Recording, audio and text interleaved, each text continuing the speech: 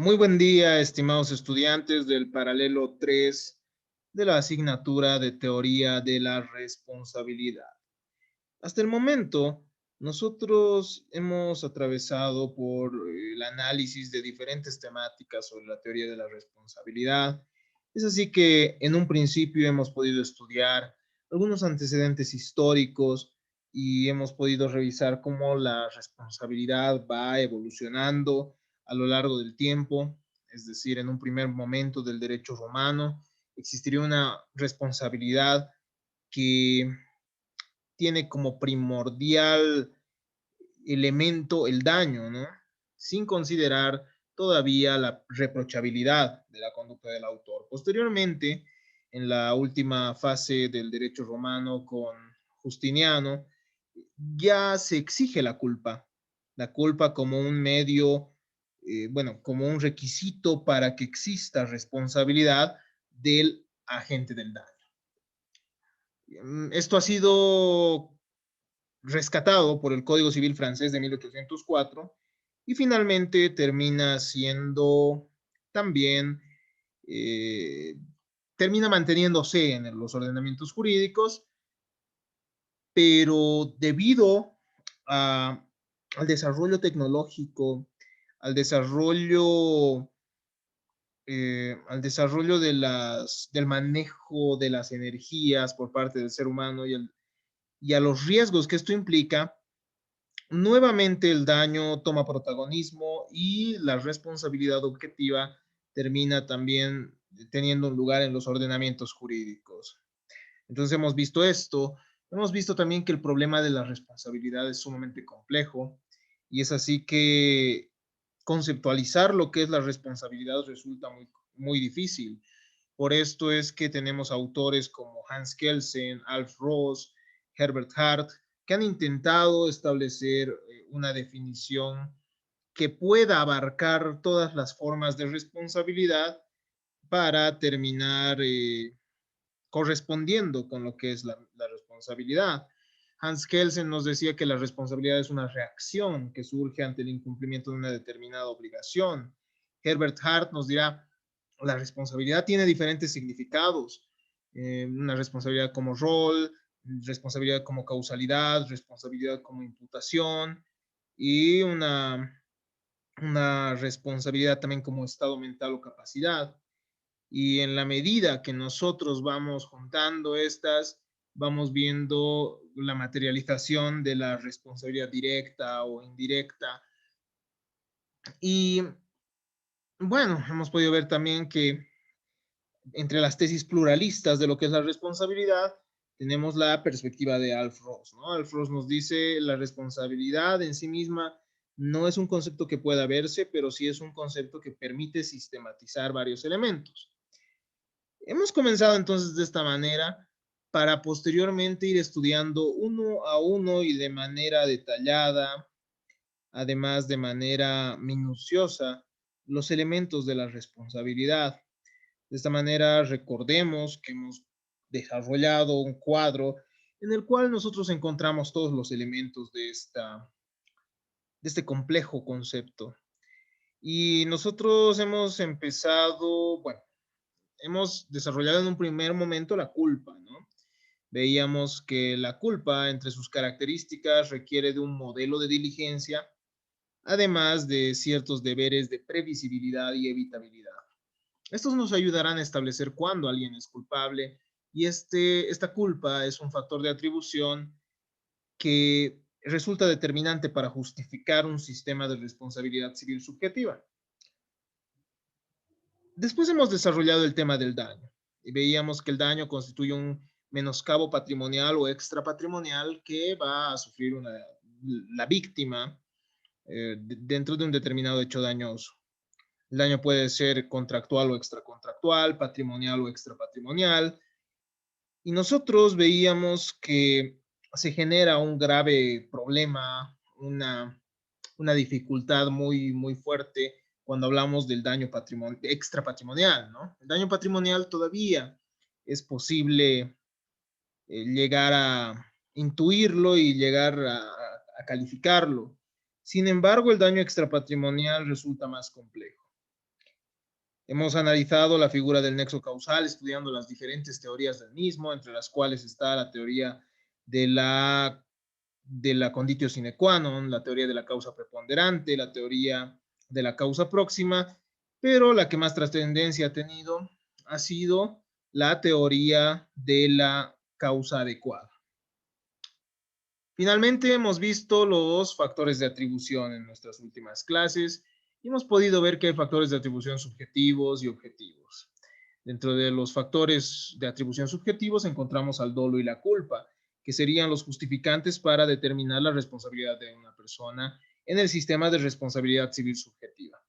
Los factores de responsabilidad objetivos pueden ser el riesgo, pueden ser el beneficio también, puede ser el beneficio que se genera a una determinada persona.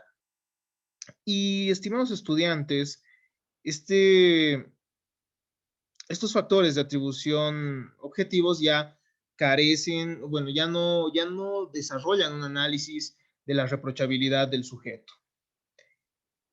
Hemos visto además que dentro de los factores objetivos puede considerarse, y bueno, se considera en el derecho comparado, la equidad y también el abuso del derecho. Pero los elementos de la responsabilidad no solo nos ayudan a establecer cuándo hay responsabilidad, sino también cuándo no la hay.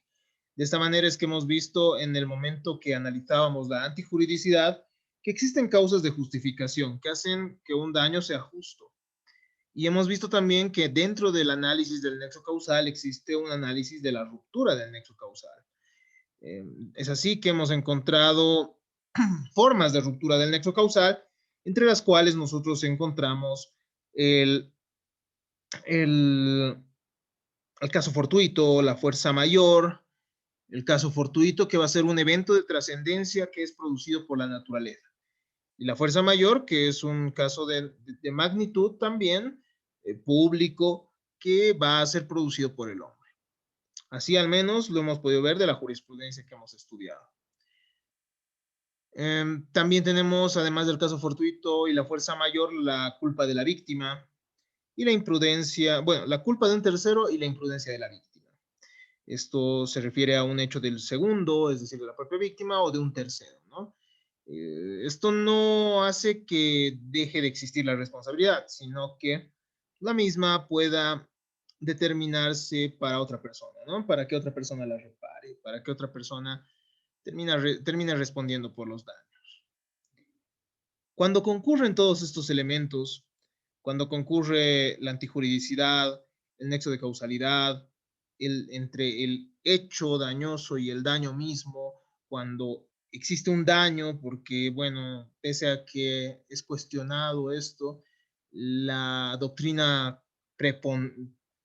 la doctrina, eh, la doctrina más aceptada, digámoslo así, nos establece que no hay culpa, o no hay responsabilidad, perdón, sin daño, ¿no?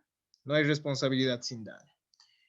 Y bueno, cuando hay daño, un daño antijurídico que esté enlazado causalmente con la conducta del agente del daño y que finalmente pueda atribuirse en mérito a un factor de atribución subjetivo u objetivo, corresponderá la reparación del daño. Entonces, eso es lo que se va a estudiar el día de hoy. Eso es lo que vamos a revisar el día de hoy. Vamos a por ello, ¿no? La reparación del daño significa el cumplimiento por el responsable de una prestación en beneficio de la víctima, mediante la cual se hace efectiva la obligación surgida por un daño injusto. Estimados estudiantes, es importante que nosotros comprendamos que cuando uno genera un daño a otra persona y este daño cumple con todos estos elementos estos elementos conceptuales que hemos estudiado, está obligado a reparar el daño. Es decir, hay formas diferentes, ¿no? Diferentes de obligarse ante otros.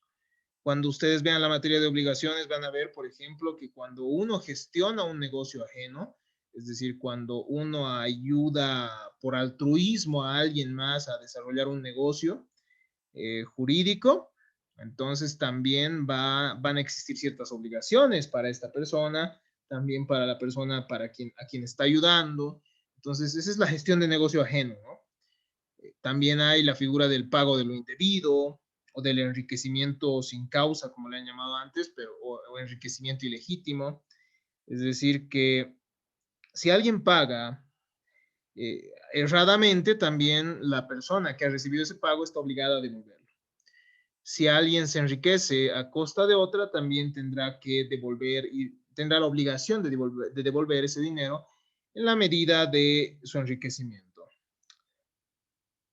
Otro de los, otra de las fuentes de las obligaciones es la declaración unilateral de la voluntad.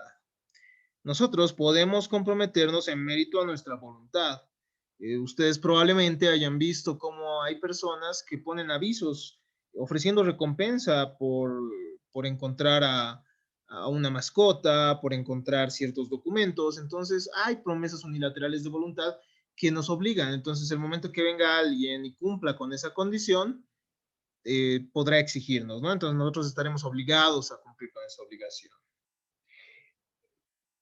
Otra de las formas de las cuales emerge una obligación es justamente la reparación del daño, ¿no? Digo, es la responsabilidad civil. El momento que alguien genera un daño, se genera una responsabilidad. Es muy certera acá la perspectiva de Kelsen, ¿no? Kelsen nos dice, si alguien incumple una obligación establecida por la ley, entonces surge la reacción, ¿no? Del ordenamiento jurídico para tener que reparar ese daño en este caso. Y bueno, efectivamente, nosotros tenemos una obligación genérica que es no hacer daño a otros. El momento que generamos ese daño, conforme a lo previsto por la ley, termina por determinar una obligación a favor de la víctima también, ¿no? La finalidad de la reparación va a ser resarcitoria, compensar por el menoscabo. No es sancionadora, es decir, no se busca castigar al autor. Y esto lo veíamos cuando nosotros analizábamos la diferencia entre la responsabilidad penal y la responsabilidad civil. La responsabilidad penal sí busca un castigo, busca una sanción, pero la responsabilidad civil busca restituir a la víctima al estado en el que se encontraría si no hubiese existido ese daño. En la medida factible, se procuran revertir entonces las consecuencias disvaliosas sufridas por la víctima mediante un bien, la prestación a su favor, que la satisfaga por el mal que ha sufrido esta, ¿no? Ese perjuicio injusto. Entonces, es la ley la que determina a favor de la víctima que se le haga un bien y que se procure restituir a la misma en la medida de lo posible, ¿no? Es que al final uno no puede arreglar, es decir, uno no va a arreglar la situación totalmente, pues el daño ya va a estar hecho. El resarcimiento puede concretarse con bastante aproximación, no siempre con exactitud, y esto va a hacerlo mediante la indemnización de los daños patrimoniales. Pero hay un problema, hay un tropiezo con serias dificultades en lo que respecta a los perjuicios espirituales. Determinar el daño patrimonial es importante para poder establecer cuánto debe repararse, ¿no? También determinar el nexo de causalidad nos ayuda a establecer hasta qué punto uno es responsable. Entonces, todos estos elementos también interactúan. Y es, es más fácil determinar la responsabilidad, o bueno, el daño patrimonial, resarcir ese daño patrimonial. Nosotros hemos analizado una teoría de la diferencia que nos acerca un poco a esto, analizando el patrimonio que tiene la víctima efectivamente después del daño y el patrimonio que tendría si no hubiese sucedido ese daño, ¿no? Y se hace una operación matemática de resta para llegar a esta, eh, a, la, a la cantidad, al quantum del daño. Entonces, el problema es la responsabilidad extrapatrimonial, ¿no? Y eso ya nosotros lo hemos analizado. Hemos visto que el juez, según sus criterios de equidad, podrá establecer a cuánto asciende la responsabilidad por los daños extrapatrimoniales, daños a la persona, daños a la salud de la persona. En el primer caso, en la responsabilidad, bueno, en la indemnización de los daños patrimoniales, es posible devolver a las cosas a un estado anterior, considerando el patrimonio. Sin embargo, en el caso de los perjuicios espirituales, estaríamos más ante una compensación o satisfacción, es decir, después de ese daño, restituir a la persona al mismo estado al que se encontraría si es que no hubiese si es que no se hubiese suscitado el daño, es sumamente difícil, imposible, ¿no? Porque el daño ya se ha realizado. En materia contractual, la indemnización satisface ante todo una función supletoria de la prestación debida que el deudor no ha cumplido o ha cumplido mal. Además, deben indemnizarse otros daños adicionales que pueda haber sufrido el acreedor, el daño moral, el daño moratorio, etcétera. El daño contractual nosotros ya habíamos visto que emerge el momento que alguien incumple la obligación. Mediante el contrato nosotros nos vinculamos a alguien para cumplir una obligación. Y cuando no lo hacemos, entonces surgirá la reparación del daño, surgirá la responsabilidad contractual. La responsabilidad contractual y bueno, según el caso, se podrá calificar el daño moral, el daño moratorio, es decir, por la tardanza en el cumplimiento de la obligación, etcétera. Pero aún tratándose de perjuicios económicos, el daño no puede ser materialmente cancelado, sino solo reparado. Se trata de arreglar, ¿no? No puede cancelarse, no es que se va a borrar el daño del mundo. La reparación es una reconstrucción jurídica, que no borra el perjuicio, sino que lo traslada desde la víctima hacia el responsable. Al momento de reparar los daños, es importante que, que se aplique el principio de reparación plena o integral, la restituciones in integrum. Esto implica colocar al damnificado en una situación igual o similar a aquella en que se encontraba antes del hecho lesivo. Esa es la finalidad de la reparación en materia civil, ¿no? En materia penal sí existe una especie de sanción, de castigo, pero en la responsabilidad civil es restituir, arreglar, reparar esa situación de la víctima. La extensión del resarcimiento se define por la relación de causalidad adecuada. Se resarce completamente el daño causado y solo el daño causado por el hecho. Es decir, que se van a indemnizar todas las consecuencias objetivamente previsibles. Ese es un aspecto importante, ¿no? Y una relación que emana del nexo de causalidad. Uno no puede responder por aquellos daños que no tengan un vínculo de causalidad con la conducta dañosa y el daño mismo. La plenitud indemnizatoria no es una regla absoluta, también podría llegar a rebajarse esas aspiraciones, eh, de la víctima, ¿no? La plenitud indemnizatoria es una aspiración supeditada al empleo de técnicas para averiguarla y aplicarla. Se suscitan interrogantes que complican esto, ¿no? Como la fecha desde la cual se tiene que evaluar el daño. Este daño tiene que computarse desde el momento del daño mismo, es decir, del hecho dañoso, o desde el momento en que se inicia la demanda. O si el valor tiene que ser objetivo o subjetivo.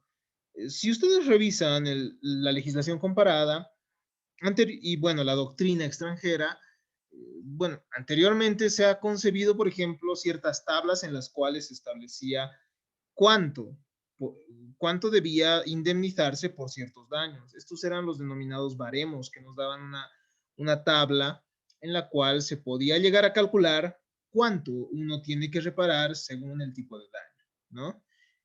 O, bueno, esto será subjetivo, realizando un análisis concreto del caso. La, la reparación busca criterios de justicia. Si algo es cierto es que la responsabilidad civil es uno de los institutos jurídicos más relacionados con la moral, más relacionados con el concepto de justicia. Entonces debe existir una justicia en la reparación de los daños y concretamente en los daños morales. También se resarcen todos los daños adecuadamente causados por el hecho.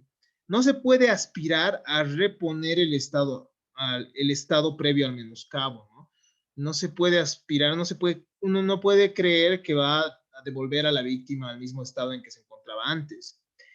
Pero para que la reparación sea justa, al menos deben concurrir ciertos aspectos, ¿no? En primer lugar, no deben dejarse indebidamente de resarcir algunos aspectos, es decir, tiene que procurar repararse íntegramente los daños que se hayan causado.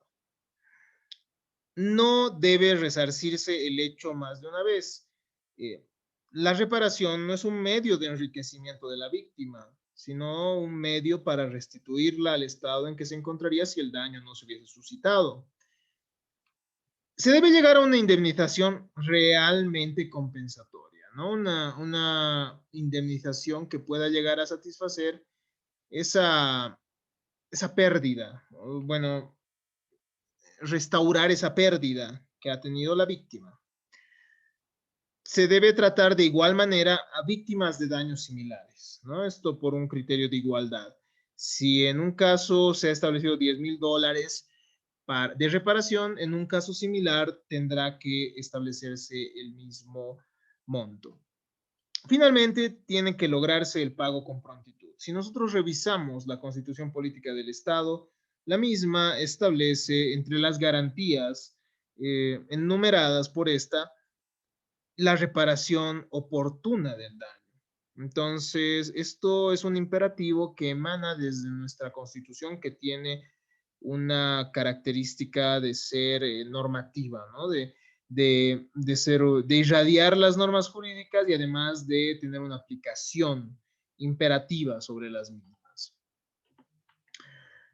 La reparación del daño puede darse de diferentes maneras. Puede darse en especie o in natura, o puede resarcirse en dinero.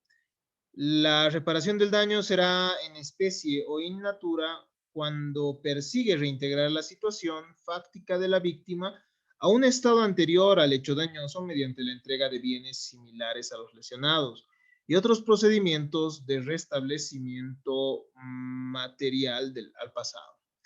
Es decir, que una persona podría restituir los mismos bienes que ha dañado, ¿no?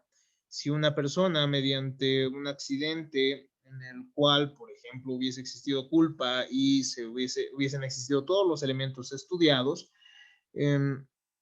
hubiese chocado una tienda, o bueno, hubiese chocado con un refrigerador que se estaba trasladando, un refrigerador usado, entonces podrá restituir un refrigerador en la misma situación o podrá reparar el que ya estaba mal y se hará entonces una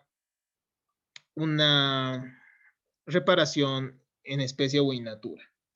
Pero también el resarcimiento puede darse en dinero. Es decir, esto se concreta mediante el pago de una indemnización equivalente a ese daño que se ha generado. Respecto a la reparación, al resarcimiento, el Código Civil Boliviano, en su artículo 994, establece lo siguiente, cito textual. 1. El perjudicado puede pedir cuando sea posible el resarcimiento del daño en especie. En caso diverso, el resarcimiento debe valorarse apreciando tanto la pérdida sufrida por la víctima como la falta de ganancia en cuanto sean consecuencia directa del hecho dañoso. Entonces, la víctima puede pedir el resarcimiento en especie, es decir, que se restituya en el mismo bien que se ha dañado, por ejemplo. En caso que no lo desee así, porque claramente nos dice el perjudicado puede pedir. En caso que no quiera esto, podrá pedir también el valor del bien, pero considerando los ítems que ya hemos estudiado, ¿no? Es decir, el daño emergente, el empobrecimiento directo que le ha generado el daño, y el lucro cesante, es decir, aquellos montos de dinero que ha dejado de percibir por el daño que se le ha generado. El daño moral debe ser resarcido solo en los casos previstos por la ley. Esto también ya lo hemos estudiado, ¿no? Se refiere al daño extrapatrimonial. Tendrá que ser reparado el mismo siempre y cuando la ley lo establezca, y si nosotros revisamos nuestro Código Civil, tal cual ya hemos estudiado, esto acontece ante el daño a los derechos de la personalidad. El juez puede disminuir equitativamente la cuantía del resarcimiento al fijarlo, considerando la situación patrimonial del responsable que no haya obrado con dolo. En caso entonces que el agente del daño hubiese obrado con culpa, se puede disminuir la cuantía del resarcimiento